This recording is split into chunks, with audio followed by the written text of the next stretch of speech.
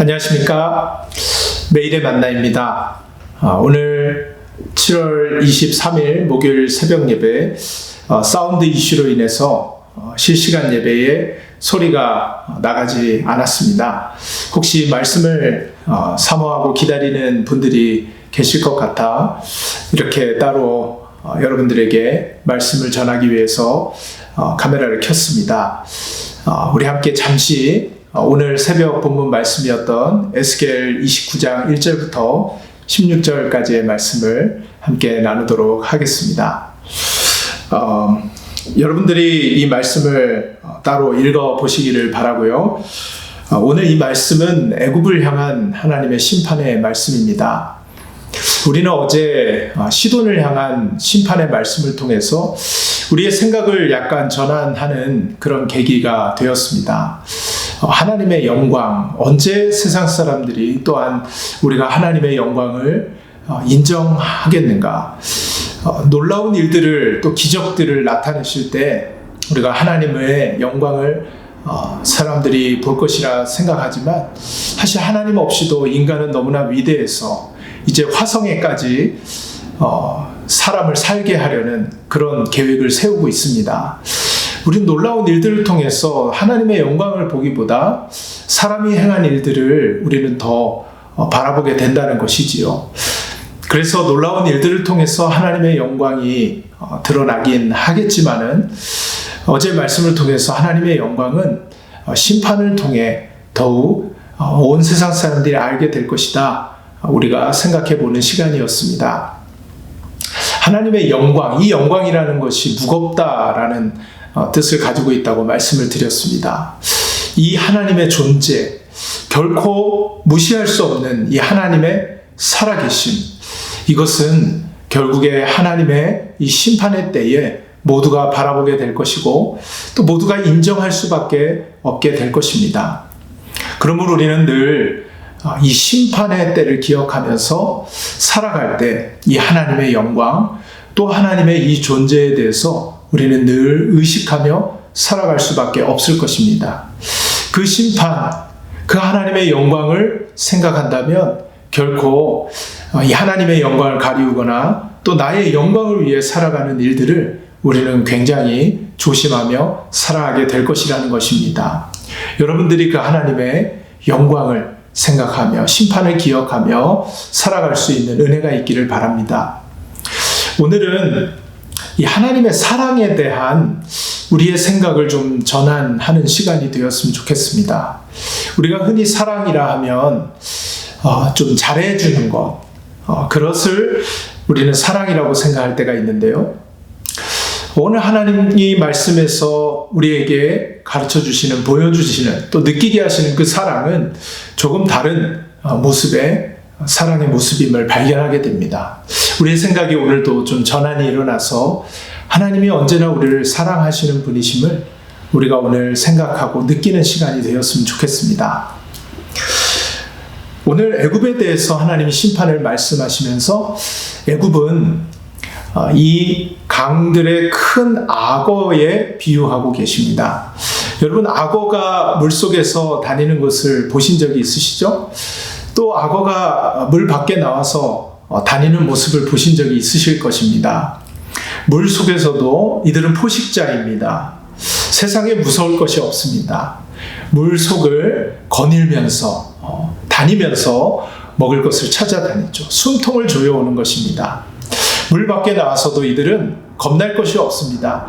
어슬렁어슬렁 하며 다니는 모습들 여러분들 보셨을 것입니다. 세상에 무서울 것이 없죠. 이들은 자신이 세상의 중심이라고 생각을 하며 살아가는 존재입니다. 바로 애굽이 세상의 중심이라고 생각하며 살아갔던 그런 존재인데요. 나는 세상의 중심이다 라고 생각하며 살아가는 사람들의 특징이 오늘 3절 말씀에 잘 드러나고 있습니다. 너는 말하여 이르기를 주 여호와께서 이같이 말씀하시되 애굽의 바로왕이여 내가 너를 대적하노라. 너는 자기의 강들 가운데에 누운 큰 악어라. 스스로 이르기를 나의 이 강은 내 것이라. 내가 나를 위하여 만들었다 하는도다. 자신이 세상의 중심이라고 생각하며 살아가는 사람들은 나의 이 강은 내 것이다. 다 모든 것이 내 것이라고 생각하며 살아가게 되어 있다는 것입니다. 그리고 모든 것이 내 것이기 때문에 나를 위해 존재해야만 하는 것이죠. 이것은 철저한 자기 중심성을 이야기하는 것입니다. 애굽은 바로 이 철저한 자기 중심성 때문에 하나님의 심판을 오늘 듣게 되었습니다. 여러분, 이 철저한 자기 중심성, 이것은 죄의 모습입니다.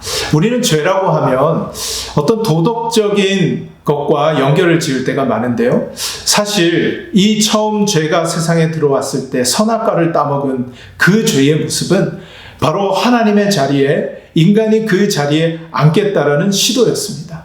실제로 하나님을 거역하고 하나님께 반항을 하면서 하나님이 그 자리에 우리 자신이 앉아버린 그 사건, 내가 세상의 중심이 되어버린 그 사건, 내가 세상의 중심이 되어 모든 것이 내 것이고 나를 위해 존재하여야만 하는 그것이 바로 죄의 모습이라는 것입니다. 그렇기 때문에 여러분, 내가 가진 모든 것, 돈도 내 것이고 자녀도 내 것이고 집도 차도 모든 것이 내 것이라고 생각하는 이 철저한 자기 중심성은 세상을 파괴할 수밖에 없는 것입니다. 그래서 이 세상은 너무나 고통스럽고 아픔이 가득한 세상이 아니겠습니까? 바로 죄의 이 철저한 자기 중심성, 이 애굽이 가지고 있었던 이 자기 중심성, 이것에 대해 하나님은 심판하시겠다. 죄인에 대한 심판을 말씀하고 계시는 것입니다. 저와 여러분이 혹여나 애굽 같은 그런 죄인됨의 모습을 아직도 가지고 있지는 않은지 우리 예수 그리스도의 십자가 앞에서 우리 자신을 돌아볼 수 있는 그런 이 말씀 가운데 은혜가 저와 여러분에게 있기를 간절히 소원합니다. 자, 이렇게 철저하게 자기 중심적으로 살아갔던 이 애굽, 그래서 모든 것이 내 것이라 나를 위해서 존재한다면서 자신의 이익만을 추구하며 살아갔던 대표적인 그 애굽. 여러분, 이런 사람들은 모든 것을 대상화하고 이용하게 되어 있지 않습니까? 그런데도 불구하고 이스라엘은 자신의 이익을 위해 수단과 방법을 가리지 않는 이 애굽, 철저하게 이용당한다는 것을 알면서도 이 애굽을 끊어내지를 못했습니다. 이 이스라엘은 이 애굽을 정말 붙들고 의지하며 살아갔던 존재인데요. 특별히 이 이스라엘이 바벨론에 의해서 멸망을 당할 때 이들이 마지막에 붙잡고 싶었던 것은 하나님이어야 하는데 여전히 또 애굽이었습니다. 근데 한번 잘 생각해 보시길 바랍니다. 애굽이 어떤 존재입니까? 430년 동안 사실 이스라엘 백성들을 종살이 시키면서 괴롭혔던, 그들의 자유를 속박했던, 아프게 했던 그런 존재들이었습니다. 여러분, 이 애굽, 그렇게 아프게 했는데도 불구하고 이스라엘 백성들은 또 그들을 의지하는 모습을 보여주게 됩니다. 이것이 바로 우리의 모습이 아닐까 생각합니다. 하나님께서는 이 애굽에 대해서, 이스라엘이 그들을 의지하고 있는 이 모습에 대해서 그렇게 하지 말아야 할 것을 오늘 말씀을 통하여 우리에게 깨달음을 주시는데요. 오늘 6절 말씀을 같이 한번 읽어보도록 하겠습니다. 애굽의 모든 주민이 내가 여호와인 줄을 알리라. 애굽은 본래 이스라엘 족속에게 갈대 지팡이라. 여러분, 애굽을 갈대 지팡이라고 하십니다. 여러분, 갈대 잘 알고 있으시잖아요. 너무나 쉽게 휘어져 버리는 것입니다. 그런데 그것으로 지팡이를 만들었다는 것입니다. 여러분, 그 갈대 지팡이, 그것을 의지하면 여러분 어떻게 될 것이라고 생각하십니까? 그것에 더 내 몸을, 마음을 의지하면 의지할수록 그것은 크게 우리를 다치게 할 수 있는 것이게 되겠죠. 그래서 오늘 7절 말씀에 계속 이어서 말씀하십니다. 그들이 너를 손으로 잡은 즉 내가 부러져서 그들의 모든 어깨를 찢었고 그들이 너를 의지한 즉 내가 부러져서 그들의 모든 허리가 흔들리게 하였느니라. 여러분, 애굽은 갈대 지팡이입니다. 그렇기 때문에 그것을 얼마나 의지했는지 여러분 붙잡자마자 완전히 몸을 기댄 것이죠. 그러니까 어떻게 되는 거예요? 어깨가 찢어져 버리게 되는 것입니다. 허리가 흔들릴 정도로 삶의 기반 전체가 흔들려 버리게 되었다라는 것입니다. 그것이 바로 갈대 지팡이를 의지한 결과입니다. 여러분, 그것이 우리에게 자유를 뺏어가고 우리를 고통스럽게 하고 우리를 짓누르는 것임에도 불구하고 설령 그것을 알매도 이스라엘은 계속하여 그것을 의지했다라는 것입니다. 하나님은 끊임없이 이스라엘 백성들에게 돌아오라고 나를 의지하라고 말씀하셨지만 이렇게 계속하여 갈대지팡이인 이 애굽을 의지하는 모습을 보시고 하나님께서 특단의 조치를 하십니다. 그것은 애굽을 심판하시는 것이었습니다. 애굽을 약화시키는 것이었습니다. 사라지게 만드시는 것이었습니다. 하나님의 사랑이 여기서 잘 드러나고 있는데요. 하나님은 우리가 의지하는 그것, 하나님 의지하지 않고 다른 것을 의지하는 그것을 의지하는 것이 우리에게 더 큰 화를 가져다 주시는 것을 너무나도 잘 아시기 때문에 하나님은 그것을 때로 빼앗아 가시기도 하고 때로 그것을 눈앞에 사라지시기도 하고 때로는 그것의 힘을 약화시키기도 하시는 것이죠. 여러분, 이것은 사실 우리에게 너무 아픈 이야기입니다. 우리가 이민 생활을 하다 보면 우리의 마음이 너무나 괴로울 때가 있습니다. 물질의 부족함으로 고통당할 때가 있습니다. 외로워서 사람을 의지하고 싶을 때가 우리에게 너무나도 많이 있습니다.